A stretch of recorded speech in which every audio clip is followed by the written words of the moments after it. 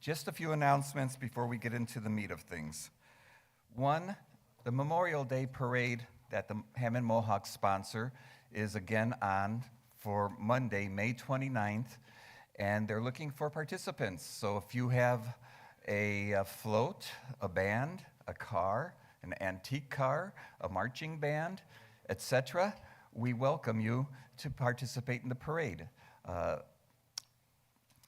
Lineup is at 10 a.m. and they kick off at 11 a.m. on Monday, May 29. And that lineup occurs on Baltimore near the former Roller Dome and the Cavalier Inn. If you're interested in participating or getting more information, please call 219-933-9823, Larry Fentress. He is the coordinator for the parade, and he will be happy to take your call or return your call as we're trying to build participation in the parade.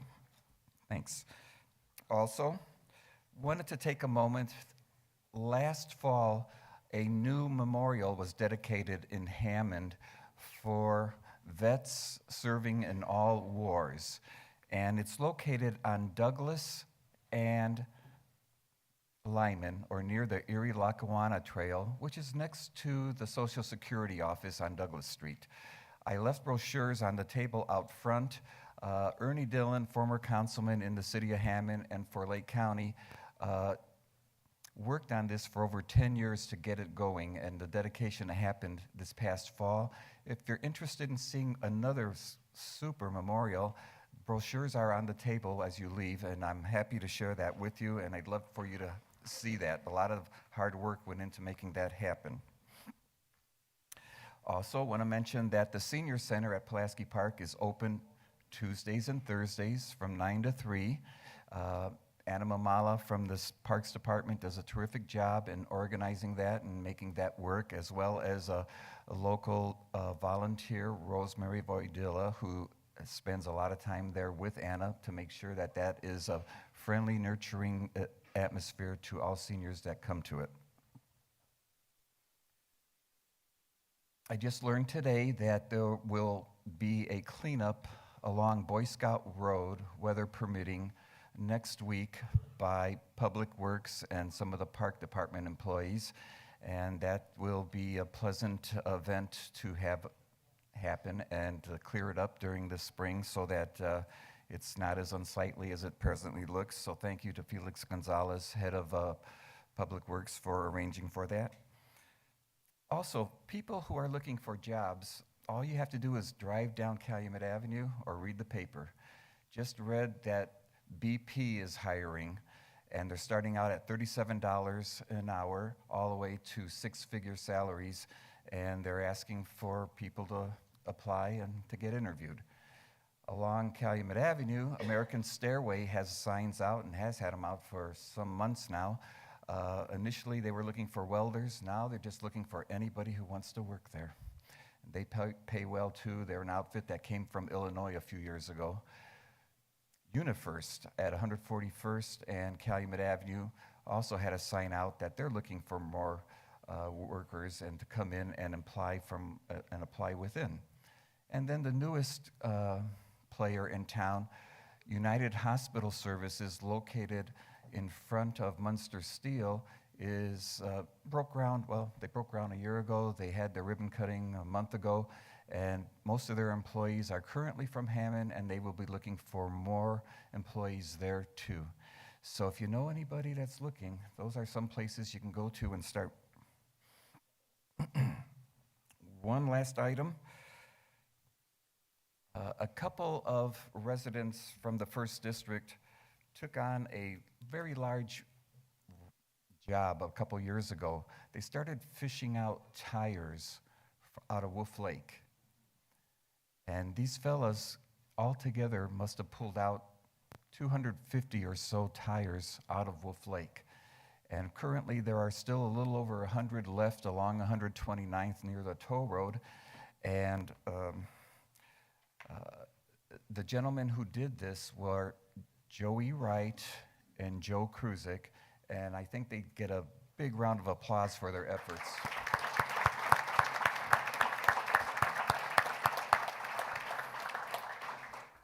And Department Head of the Board of Public Works, Felix Gonzalez, let me know that tomorrow he will have crews going to pick up those tires and haul them away. Thank you again, Felix, for that, and that's all I have. I'd like to introduce our mayor now, Mayor McDermott. Thanks, Councilman Mark. All right, we're going to go ahead and get started. I'm going to introduce the department heads to you, and then I'll explain the rules. I'm sure many of you have been here many times previously, but we do it the same way every time. So right now in the audience, we have Sharon Daniels. She's the head of personnel and the head of College Bound, and she serves this side of the room. If you have a question, she comes up to you with a microphone and holds it. No offense. She holds it in your mouth. Please talk in it, not because I can't hear you. I can. It's because we want the audience and TV to be able to hear you. On this side of the room, we have Eileen Ibarra, who's the City of Hammond's Special Events Coordinator. Eileen's going to work on this side of the room. She's also taking the questions from Eva, who's off in the corner. We take your written questions. That's how we come up with the topics. We try to stay on topic, okay? I'm going to start off talking about what happened with the recent EPA action and tell you some history since 2017 and how the City of Hammond's been dealing with this. We're going to start off with that topic. I'm not going to read a question. I'm sure this question's on a lot of yours' mind. We're going to answer those questions, flesh out that topic, and then we're going to move on to other topics, okay? So I'll start by introducing the department heads. So Sharon, can you go ahead and pass the mic? Dean Button, Engineering. Megan Moore, City Controller.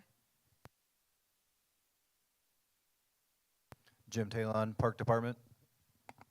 Jeff Smith, Fire Department. Nicole Sullivan, Lost Marsh Golf Course. Ann Anderson, Planning and Development. Lavita Sparks Wade, United Neighborhoods. William Short, Police Department. Jaime Prieto, Water. Nicholas Farrell, Code Enforcement. Kevin Smith, Corporation Counsel.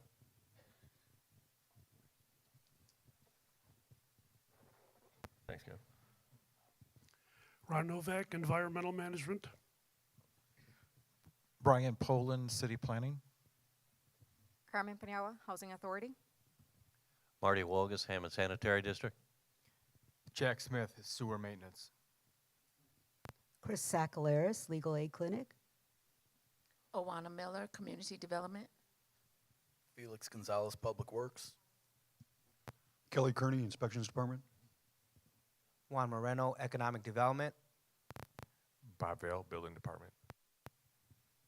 All right, thanks everybody for coming out. I wanted to, since Councilman Mark was talking about jobs that are open in the 1st District, and he was going around all the different economic development projects that came in since he's been councilman and I've been your mayor, so I appreciated that presentation he gave. I also want to point out that the City of Hammond's constantly hiring CDL drivers. So if you know people that live in the City of Hammond that have their Class 8 CDL, we pay good wages, we have overtime opportunities available, great holiday benefits and all that. So we have personnel officer in here. Sharon Daniels right over here. Another job that's perennially open in the city is if you have a young person that's thinking about becoming a firefighter or a police officer, we have a correctional officer opportunity that gets them in, speaking with our first responders, getting to know the first responders, and it's a very good pipeline to becoming a firefighter or a police officer. I have to say we're close to a dozen of our current Hammond police officers. I want to start off, the other day, I think I gave a presentation to the Hammond Council, the same presentation I'm going to start off Mayor's Night Out with, before the EPA acted, or it was around the same time. But I went before the council and told the council that the Environmental Protection Agency is going to make an announcement announcing the areas around federated metals was going to be added to their Superfund list.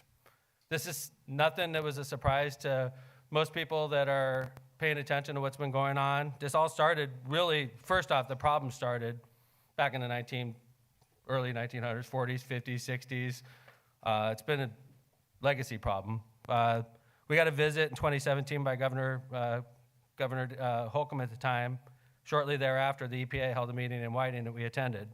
And at that time, the EPA in Whiting indicated that all properties with greater than 400 parts per million in Whiting and the Robertsdale area were going to have to be remediated. At that time, we went out and bought X-ray fluorometer. Is that the proper terminology for it, Ron? No. The machine that the XRF. and it allowed us to test these properties on our own.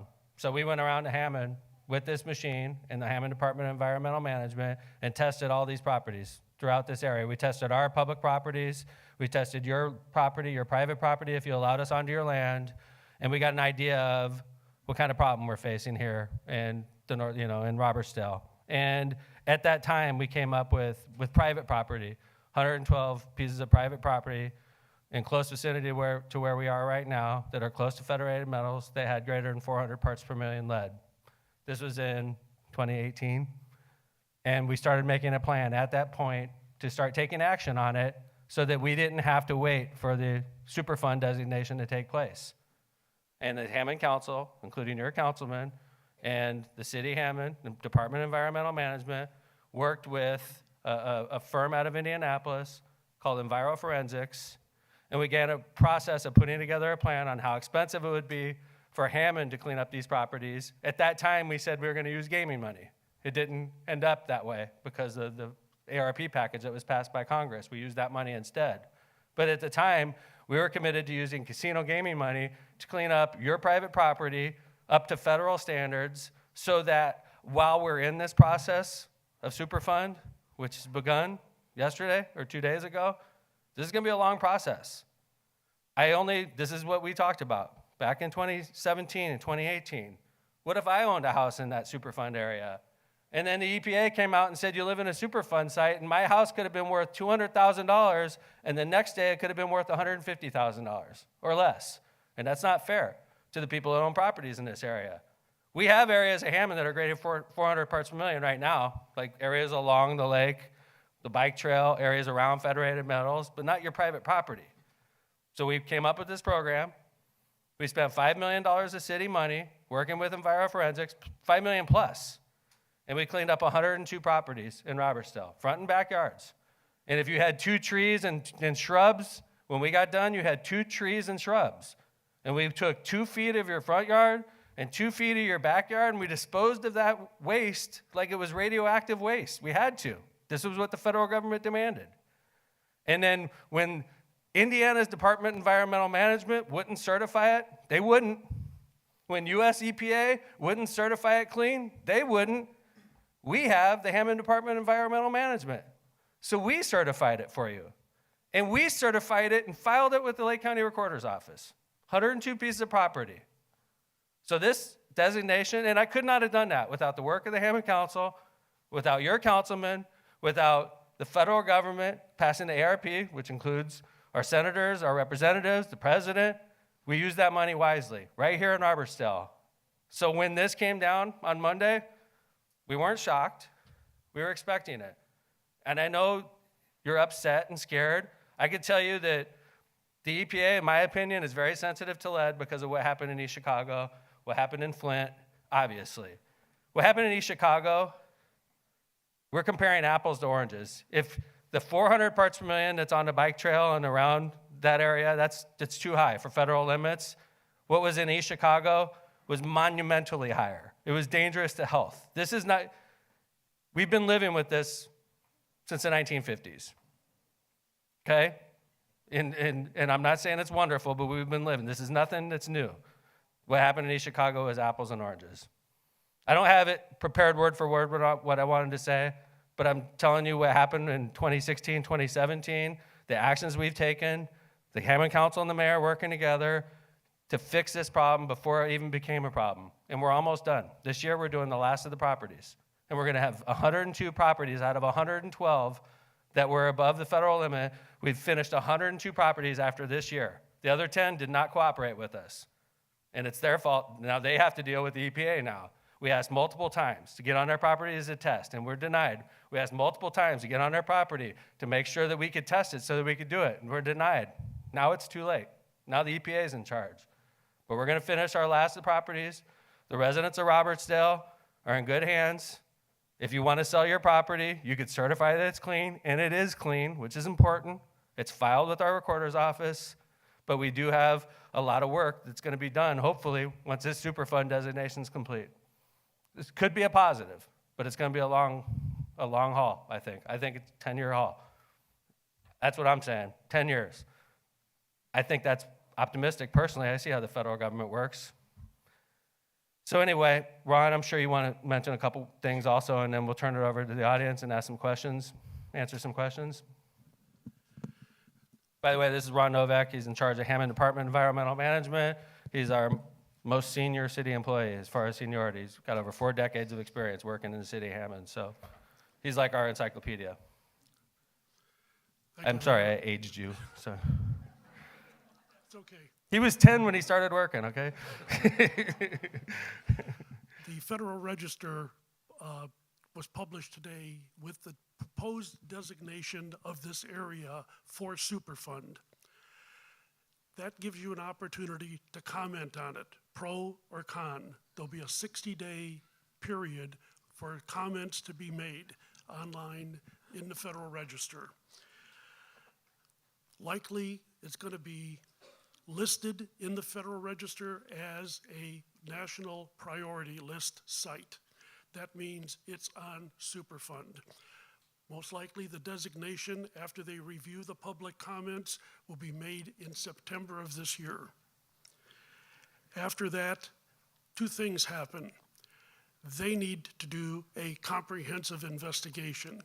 If you look online for the data that's available, it'll show you a map of the properties that have been cleaned, the properties that have been tested, and testing in the entire area. So in our area, we tested the golf course, we tested Forsyth Park, we tested Clark Field. All of that data is on a map that you can look at.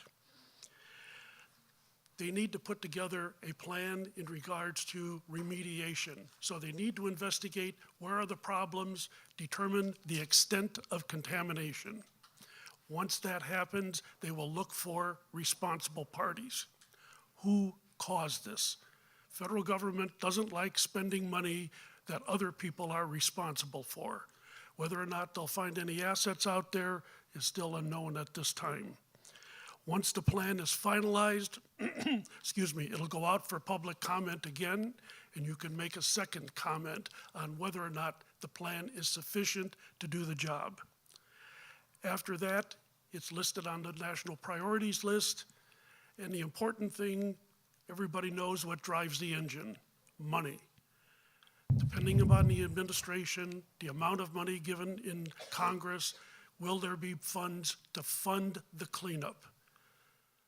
Usually this takes anywhere between, according to the state of Indiana, 5 years, according to the EPA, 7 years. This city is ahead of the curve. We specifically asked US EPA and the state of Indiana, do you know of any other city in the United States that has done this? No, we don't. So, City of Hammond is very fortunate, especially those folks that are along Lakeview Avenue and 121st Street, 12 and 1300 block, 2100 block of Indianapolis Boulevard. They're way ahead of the curve. Thanks, Ron. And I wanted to point out a couple more things. First off, when we did your yards, we followed the US EPA standards to the letter. Because EPA, in the first year they came out here, they did a couple homes. It was very selective, a very small round. We watched what they did. We followed their specs. We followed it exactly to the letter. So your property is cleaned up exactly how EPA cleaned it up, and it's not cheap. It's surprisingly not cheap.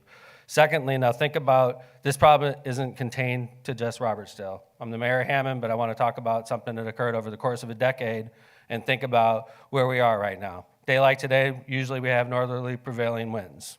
Okay? I learned this from Ron, and over the years I've learned a lot about this topic. Think about a northerly breeze day where Federated Metals in the 1950s is spewing out toxic smoke with lead particles in it, and it goes up into the air, and lead is a heavy smoke. It's a heavy particle. So it's in the smoke, but it sort of rains. Am I being accurate here, Ron?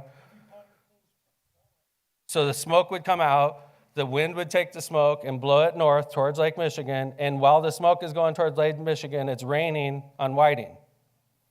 A little bit of Hammond, but mostly in Whiting for decades. This was normal business. Now, granted, sometimes the wind's blowing from the north, and it's coming this way, and it's going into where we are now, and it's going around this area, but prevailing winds in this part of where we live right now is northerly prevailing winds. So Whiting is also part of this process with us.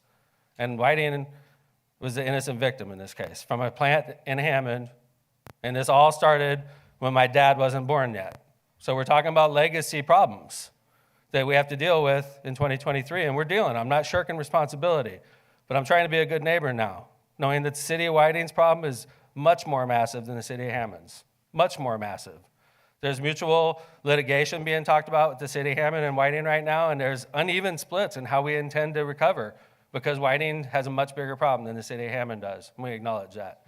That's why Mayor Steve and I have been in great communication. I think he's a great mayor. I appreciate what he's doing, and he's working hard on this as well. I did want to point that out, that this is a Hammond plant that caused problems for this entire area, but this happened a long, long time ago. So, any other, yeah, Ron? In our discussions with EPA and IDEM, they wanted us to come together and put together a complete plan to handle all of the issues surrounding federated metals. We told them that's impossible for a local community to do. What are we concerned about here? Human health, followed by property values. Then we'll discuss the other issues. But most people are concerned about their health. Graphics. Obviously, this happened a couple days ago, but we've been preparing for this. I'm sure you got that gist by now. How you doing, sir? Hi. Thank you. And Thanks. thank you for doing this. We really appreciate it. It's funny, you know what's interesting? Mayor's Night Out timing is random, but it's funny. When we schedule these public events, it's funny how often there's something going on in the neighborhood when Mayor's Night Out is 2 days later. There's another example, so. Well, the Federated Metals property is active. There's business activity on it, right. and there's things going on there. Between the Federated Metals and Calumet College is this huge property Apologize. that is contaminated. There is warning signs, but there's no warning signs on Federated Metals. I brought this up several times as to why the city is not addressing that contamination. Now, that is on the south of Federated Metals, and the south has been claimed to be clean. Now, again, my question is, why can't that property be corrected and then developed? And secondly... Hold on, I mean, seriously, this is a big room, okay? Let's just answer your question, and there's other people I'm sure that have questions also, okay? Ron? But it's related. Okay, what's your other? Because I'm mentioning it's the south that it's at issue here, and I live on the south. Yes, sir. And I had Mr. Novak test my property, and it was okay. But then I had the University of Illinois with Dr. David Jacobs test my property, and it wasn't okay. So again, I just questioning what's going on with cleaning up the south side. Okay, thank you, I'm sorry for cutting you off. Okay. I don't think you're on, bud. Sorry about that, sir. The answer to that is that this is part of the federal program. They're going to look at the existing industries that are there that have issues. The property outside is called a CAMU, Corrective Action Management Unit, where the old stuff was stored that was taken out of the lake and capped. That's part of the cleanup process. So you're going to be looking at issues that involve the plant and around it as a complete package. So if that is an issue that's important to you, you should make that comment to US EPA so they hear the voice out there of the issues that need to be covered in that comprehensive plan. And then, I appreciate it. Sorry about earlier also, okay. Thanks, Ron. Yes, ma'am. We got microphones. Hi, Carolyn. Hi. Thank you for this meeting. I agree with you. The timing is perfect. I couldn't believe it. That's why being mayor's out in the... Mayor's Night Out. Thank you. And we have, as you've noted, we are part of this problem. Yes, ma'am. For sure. Mayor All right, Stevens, but I want to say this, that, yeah, this is a legacy problem, but the Clean Air Act and the Clean Water Act kicked in 1970s, 70, 71, 72. Mm-hmm. So this has been, this is 50 years now. That's your problem. It's not legacy anymore. Mm-hmm. Not you as a mayor. Right. No, I understand what you're saying. Let me finish. Mayor Deedlow was involved in, before you, and I was around when Delo was mayor, and now you've been in for what, 20 years now? All right, so let's deal with, you know, the last 20 years that you've been mayor. Now, I have been an environmentalist for 30-some years since I moved into the area in Whiting, and been involved in a lot of conservation issues. We fought for air monitors, and we weren't getting them. We had a fight for air monitors when the whole lead issue came up, when it was actually Trump, President Trump, who brought his people in to do the studies. Because I was there when his EPA guy, Pruitt, was at the property, and Holcomb was there. So they wanted to clean up the area, and they're the ones that noted all the lead. Now, you haven't mentioned George Lake. My question is, because it is a big audience here, I don't want to carry on, which I could, but I won't. I know you could. All right, Polyjohn has contaminated George Lake. They've been fined by the state, the IDEM, and they have put all these forever chemicals, plastic chemicals, pellets into George Lake, where the most sensitive wetland part is. And what's the relationship between Federated Metals' legacy pollution of George Lake, because it has lead in it? People have been denying it's polluted. It is polluted, it has lead in it, according to this EPA report. So what's the relationship between how Polyjohn currently polluted it, or has been polluting it for a decade, but had a real blast in there, and the legacy pollution from Federated Metals? Okay, good question, yeah.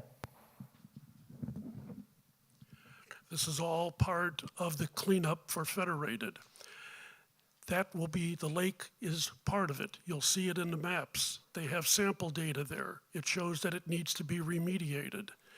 We've been in contact with IDEM in regards to a cleanup that they have caused out there, and the state is concerned about disturbing the lead during their cleanup. So you have two different parameters. And which one goes first, I really don't care. I think we just want the lake cleaned. But Federated Metals, Polyjohn has just recently come to attention again, because we found an individual leaving the property with some samples, and that caused further investigation by our department, and we've been in contact with IDEM, seeing that there's discharge issues associated with Polyjohn. One thing you have to remember about Polyjohn, they are regulated by the state. Their wastewater discharge, their stormwater discharge, is governed by a state permit. So we don't have jurisdiction over that. The state does. And we've been pointing out to them on three occasions just this month where we saw what we believe are problem discharges coming out of Polyjohn.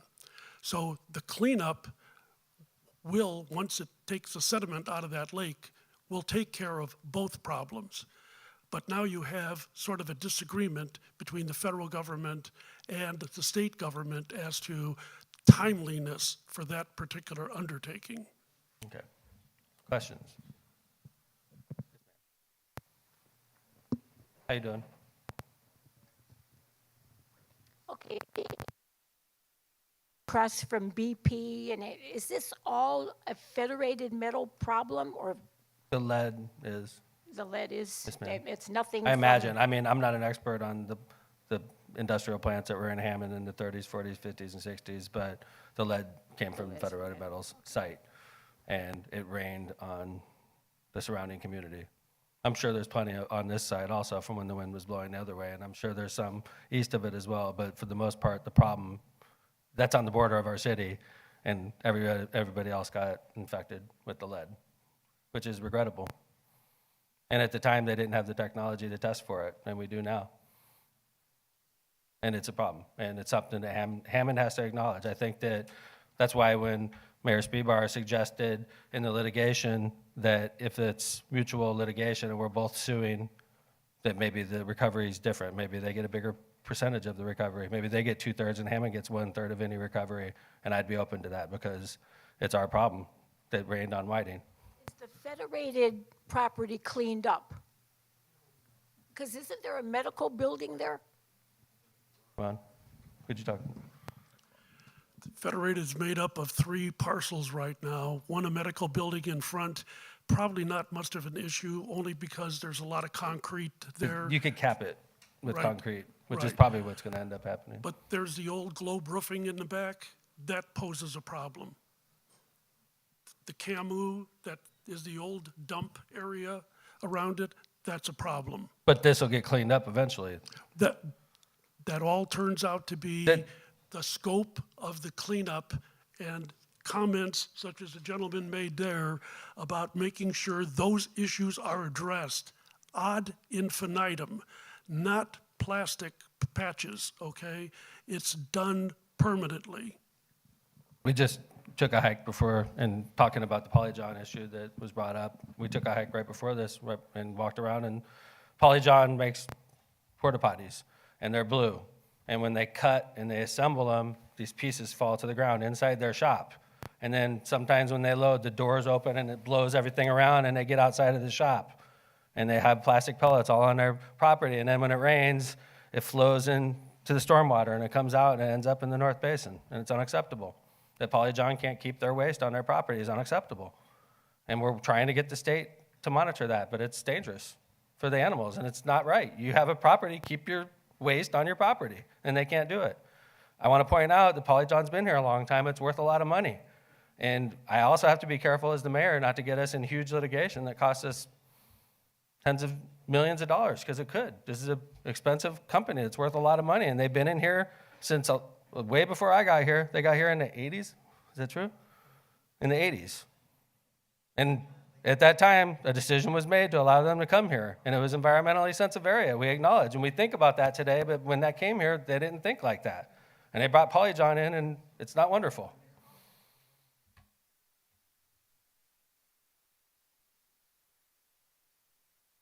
Questions? I want to say, again, as your mayor, I think that we did the best we could with the hand that we were dealt, because we protected you, the homeowners. So that if you need to sell your property in the next decade, we gave you the ability to do it and not lose hundreds of thousands of dollars. And, that's who we were trying to protect. We still have a lot of work to do in Hammond. Hopefully, when this project is done, hopefully George Lake is wonderful and vibrant and we could actually develop around it, because we can't do that now. Hopefully Federated Metals is cleaned up and vibrant. I mean, that's the goal. In the meantime, we have to get there, and, that's the process we're about to go through. But, at least the homeowners are taken care of. That's where I sit. Yes, sir. How you doing, Carl? Good, thanks. Let me step out. I don't want to block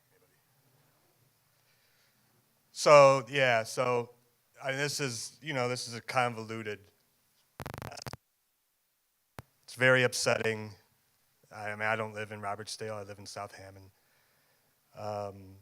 But it's a convoluted mess that spans the EPA, the federal, the state. I mean, there's always hands are tied, and that's understandable. There are so many things that you can. This is a complicated piece of property. I totally acknowledge what you're saying. And yet, on the other hand, there are more things that a city can do to fight back, and things that a city can do immediately. What are we talking about, though, Carl? So I know how to. No, are we talking Polyjohn? Or are we talking Federated Metals? Environment generally. Okay. All right. Yeah. Today's study shows that Northwest Indiana, and Hammond in particular, has some of the highest particulates in the air that we breathe. All of us breathe higher than should be, higher than the EPA allows. I would take exception to Hammond in particular, but I read the same article you're talking about. Yeah, it shows there's 2 parts out of 10 of the most dirtiest, dangerous parts of the country with air particulate. One was Chicago, South Side. The other was Northwest Indiana. Yeah, and all of Hammond is in the red. Some of it darker red. I think, but we're also included with Gary, and Gary has major environmental problems, a lot more so than Hammond, I believe. But it's at the Guardian newspaper if people want to look for themselves. We disagree with each other. But we read the same article. Right. you know, I mean, we have a legacy. What is this over here? The Sheffield Estates, you know, and what was going on with the company over there, and here. We're on one right now, right? Right, exactly. And so, you know, and the need for trees and breathing and you know, I mean, I could bring up Briar East Woods and, you know, the possibility that the city of Hammond, you know, can reverse on that. I know, but could I interject? I'm not going to cut you off. Could I interject? Please. Because I think you'd appreciate this. When I took over as mayor, 129th Street, north of that was all industrial wasteland when I took over. You couldn't hardly get to Wolf Lake. And since I've been mayor, we've cleared out that entire area and made the biggest park in the city. And so, like, I do have parts of me. It's complicated. Like, it's you look at complicated. me and say, Briar East, you're not environmentalist, but there's things that I did that are pro-environment also, Carl. Yes. And the bike lanes. Thank you. And the expansion of the South Yes, Shore. sir. So it's complicated.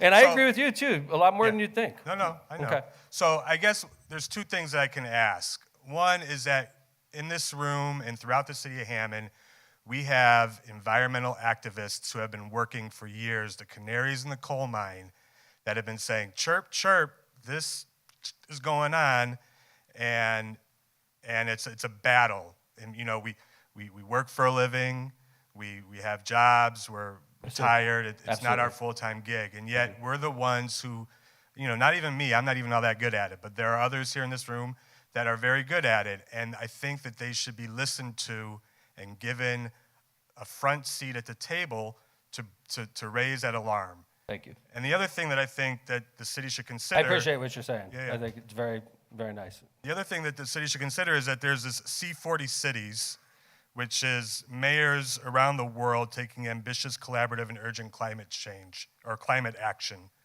that aligns with science-backed targets. And I think maybe it's been brought to the city before to consider joining this C40 group. This is the first I heard, Okay. but I'll take a look at it, It though. includes Austin, Boston, Chicago, Houston.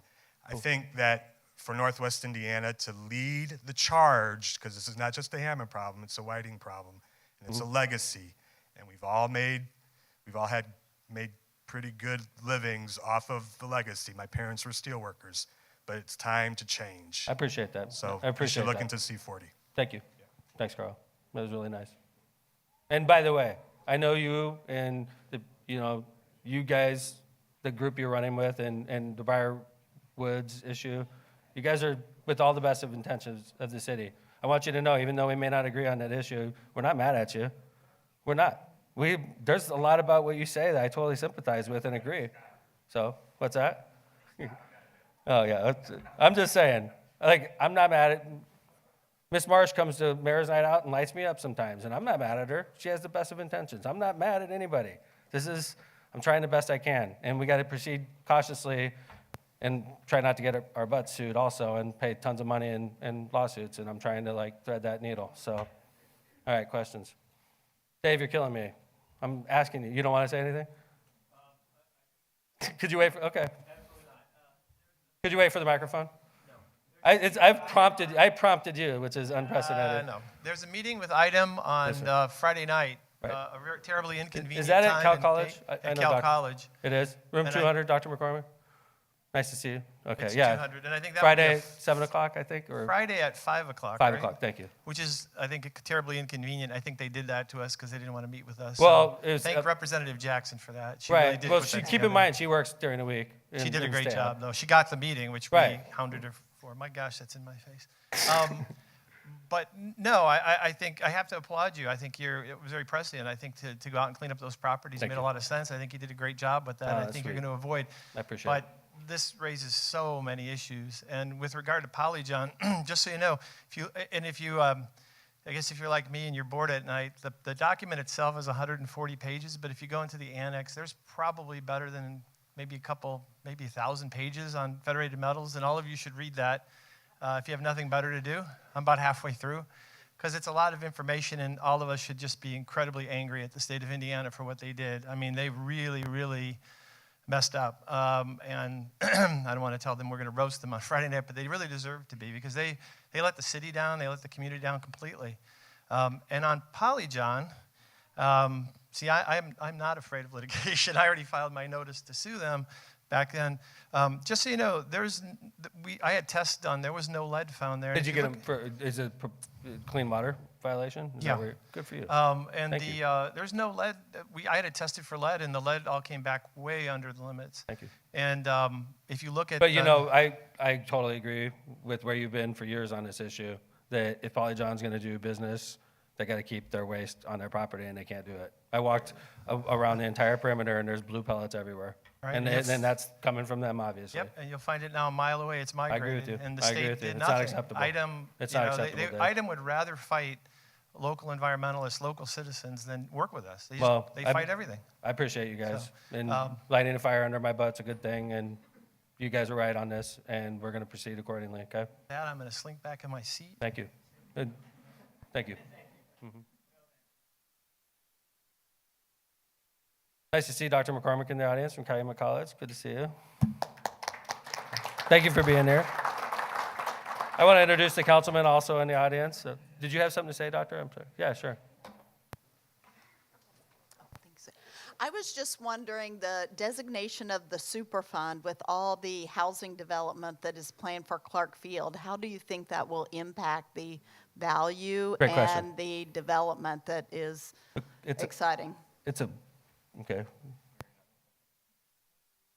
You're not on. Not on. Is it? It was on? Oh, my bad. You were on. It's on. Won't affect Clark Field. We've already done an extensive environmental assessment out there, and it won't impact that at all. We worked on especially lead out there. We did a follow-up study out there. But if you look at the EPA document, and rather than going through the 149 pages, look at the maps. They show everything. They show where IDEM and EPA have tested, what the levels are, and Clark Field was tested multiple times. So my question is more the people that we're trying to attract to buy property, if you have a Superfund site right next to it. That's more my question. Right. I would probably defer to people in the real estate market on this, but I mean, I don't think it doesn't affect them directly, you know? And I think we'll find out when we put them up for auction. I hope it doesn't, but I think those properties are gonna be gone like wildfire. I really do. I think it's an amazing opportunity to build a home that has beautiful views of Wolf Lake. And I hope, honestly, 30 years from now, when we come back and this Superfund designation is finally done, I'm not saying it's going to take 30 years, but when we look in here 30 years from now, I hope the North Basin of George Lake has houses all around it, or, you know, just positive benefits for our community. I really do. Just so we could use it and, you know, go out there and enjoy it, because it's not really available right now, and it hasn't been for a long time. So, and I think that should be our goal through this process is, if we're going to clean it up, if we're going to have to live with this, let's make them pay. At the end of it, let's clean that thing up. Clean up the North Basin of George Lake. Clean up the ground. Make it nice if we're going to go through this process. But in the meantime, you'll be able to sell your property, and that's the most important part. So, Hey, Mayor, could I just say one more thing about Clark Fields, just for a quick update, since we had Dr. McCormick ask that. The current process is that we are finishing up the plat, thanks to Brian Pullen and his planning team, and we are still on track to go to auction in June. I think that's the goal.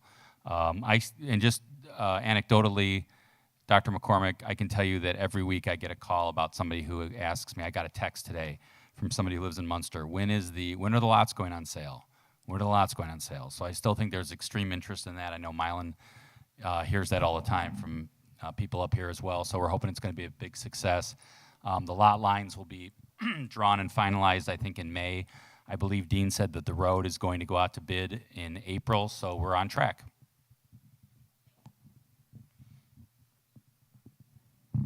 I'm going to go ahead and, first off, I want to say thanks to everybody for that first topic. And I'm not sweating, I spilled my water all over me, if you're wondering what this is. Sorry. So it's very embarrassing, but the show must go on. So we did a lot on the environment. I know that's a major issue anytime you come to the first district. I think we did it justice. So I'm going to open up Mayor's Night out for other questions now. We're going to hit the topics that were asked prior to and start moving on to other topics, if you don't mind. And in that transition, I'm going to introduce our elected officials and thank them for being here, starting with our council president, Scott Rakos of Hammond 6th District. Thank you very much, Councilman.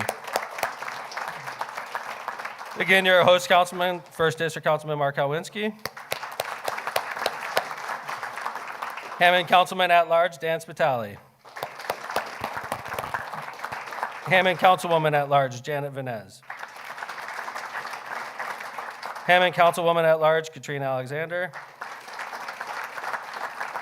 And 4th District Councilman Bill Emerson. Thank you.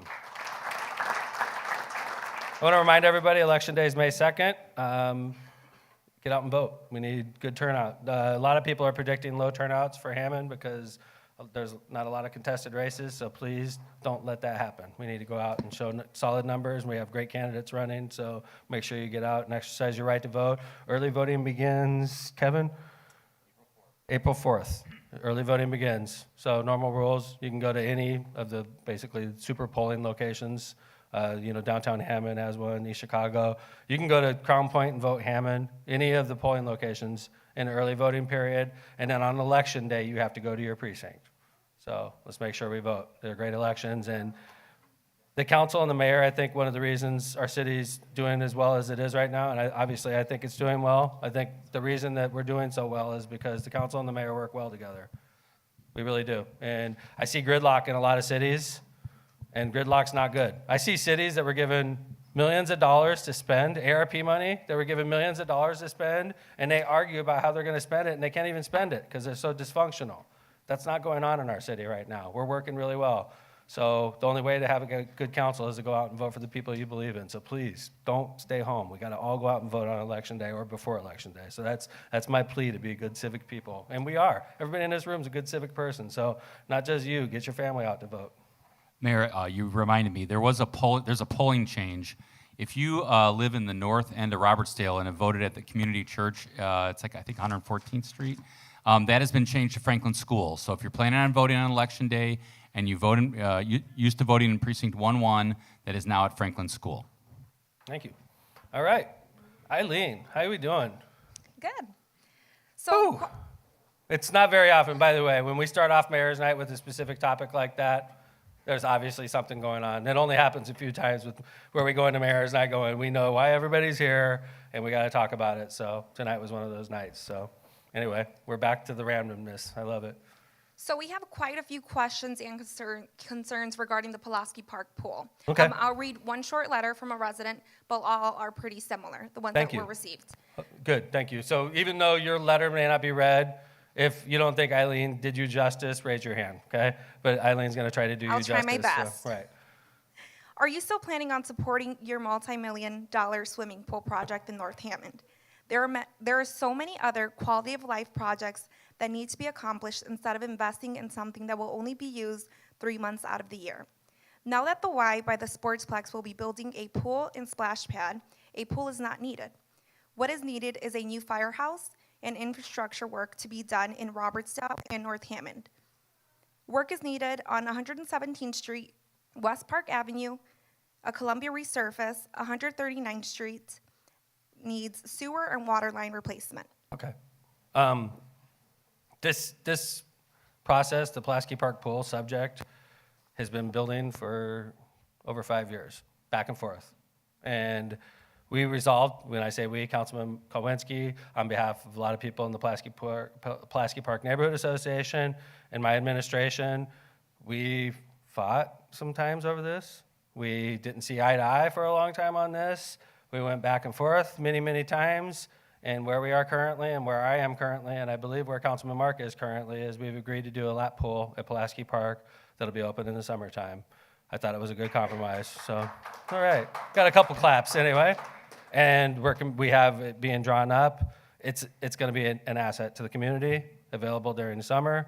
I think it'll be heavily used. I really do. The way we're making it, the problem with our old pools is they were old, they were leaky, they were inefficient, and they were not ADA accessible, which was about to get us sued We shut all the pools down, and we rebuilt 3 out of the 4 into other projects. This will be the only public pool in the city of Hammond when we're done, outside of the Civic Center, which is open all year, by the way. I swim there.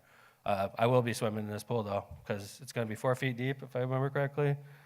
4.5 feet deep, 4 lanes, a little area for the kids to roll in or to walk in, a zero-depth entry, a lot of shade using the current infrastructure we have. We're working through the price. For those that think this is duplication because of the why, I'd like to point out this is a completely different part of the city.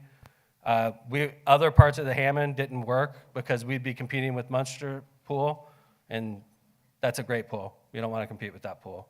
So we didn't want to build anything on the south side because people would rather go to the Munster Pool. I think up here we'll catch Whiting, we'll catch North Hammond, we'll catch Robertsdale. The people that don't want to go to the lake will go to the pool. And it's not massive. I think we could fill it pretty easy. So I think it's a good project. I really do. Councilman Mark and I finally agreed on it, and we're currently in the process of designing. It was a little too elaborate. We backed it off a little, and we're waiting for the engineer to get done at this point. I don't know if you want to say anything, Councilman.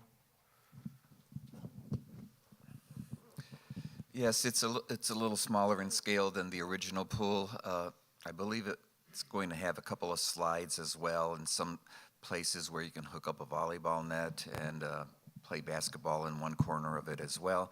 So although it's not probably as big as the pool that sits there now, it's going to have a lot more variety of activity available in it.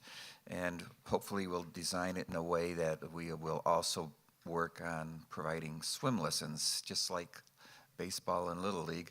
If you don't teach people to swim or play baseball when they're young, they won't get in the water or play ball later. So we're hoping to have a very active program in teaching people to swim, and it may take some time, but I'm sure that'll grow again. Thank you. And thank you, Mayor, for participating and making this happen. Well, it was a long process. I remember having a real tough meeting in here on that very subject. It was Mayor's Night Out in this very room.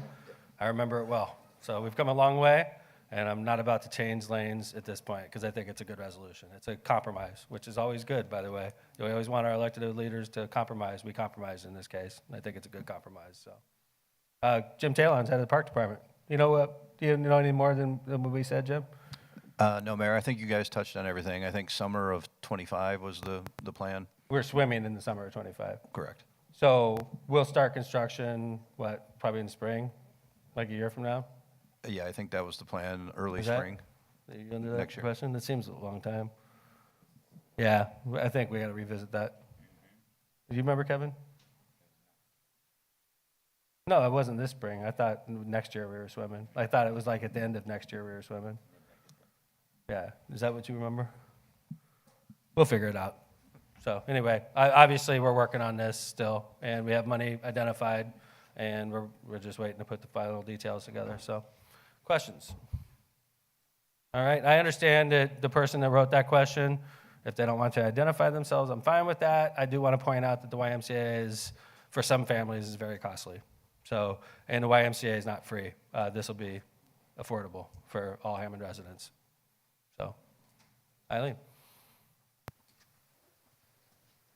Can you provide a status of the Clark Field development? Yeah, Kevin Smith sure can. Hi, Kevin Smith. Hi, Mayor. And also, I would probably call on Dean for a little help here, as well as Brian. So if the person who asked that question is asking what's been happening since the community meetings we had at the Clipper Room, because those were very helpful and informative, and it allowed the community to weigh in and let the mayor and his staff know their preferences as to the layout. We started with several different layouts that included multifamily, some other paired homes, and at the end of the day, we came down to the preference appeared to be single-family homes, which is the direction we're going. I think there's 37 lots, give or take, some additional green space in that area. They're being platted. There's going to be one road that goes in and out. The fire station, of course, is planned to be being moved to, for lack of a better geographic reference, where the old tennis courts used to be for Clark School. The plan is to finalize the plat, and Brian can talk a little bit about that, and then build the road and do the auction in June. So I hope that's helpful. Dean, you have anything? Microphone. Yeah. Is it on? That's my whole job at Mayor's Yeah, Night. I it's always on, tell my yeah. staff to turn their microphones on. Oh, It's one of you my got a big lot jobs. more job than that, for sure. As Kevin mentioned earlier, we're doing the design. We've a consultant working on a design of the infrastructure work, going hand in hand with what Brian's doing on the plat, and that bid should go out late April for summertime construction. All right. Brian Pullen. All right. City planner. Doesn't speak at Mayor's Night Out very often, so this is a big moment right now. Yeah, should I get a drum roll or something? We should have sound effects, yeah. The plat is moving along. We're actually gearing up to have the subdivision plat at the April Plan Commission meeting. The notifications will probably be going out next week. At the same time, we'll be hearing, the Plan Commission will hear for the rezoning to change it to the R1 designation, and then that goes to City Council after the Plan Commission makes its recommendation. Microphone. Yeah, it's not on. Okay. The only other thing I was going to mention is after that all gets done and before the auction, obviously, there'll be a notice that goes out. It'll be advertised. You'll have to go sign up at City Hall Redevelopment Commission if you'd like to register to be a bidder, and all the rules will be on there. Minimums of each lot, opening bids, things like that. It'll be open auction. If you attended the Deedlow Parkway auction, it'll be very similar, and it will allow. It'll also limit the amount of lots you can buy, so we don't have one developer from New York City come in and buy all the lots. So I think it's going to be very open and fair. Thank you, Kevin. Questions on this? One more follow-up question Sure. on that. What is the validity of the development area for housing given the high water table for Clark Fields? That's a Dean question. Oh, I can just this is more just High from what water I know table. about Deedlow Parkway. I learned this from discussions, and Mylan probably knows this as well. But so a lot of people won't build basements, they'll build crawl spaces, and they'll just build up higher. Because if you look at the homes in Deedlow Parkway, you'll see they're built up a little bit, kind of like what they did on Lake Avenue as well when they did those 4 houses over there. So you'll just see probably less basements, more crawl spaces. I mean, there's daylight basements all over Robertsdale, right? I mean, I have one. I live at 119th Street, not far from Wolf Lake. And so if somebody wanted a basement, right, I think they could have one, and they would have to have a sump pump to do the dewatering around their home. I think it's up to the easements, covenants, restrictions in the plat that would determine how these homes would be constructed. Oh, and by the way, Robertsdale is essentially 100% separated between sanitary and storm sewer, so we have a separate sewer system just for the stormwater to be able to manage that. Cool. Hey, do me a favor, department heads. If you live in the 1st District in Hammond, raise your hand, would you? All right. Nice. I do pretty well up here. See? All over.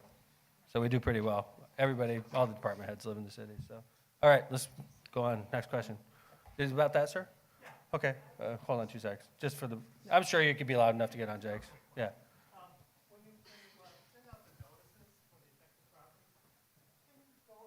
Beyond what the state law requires, rather than the 300. I'm not sure how we do that, sir. Kev? It's a failed process right now.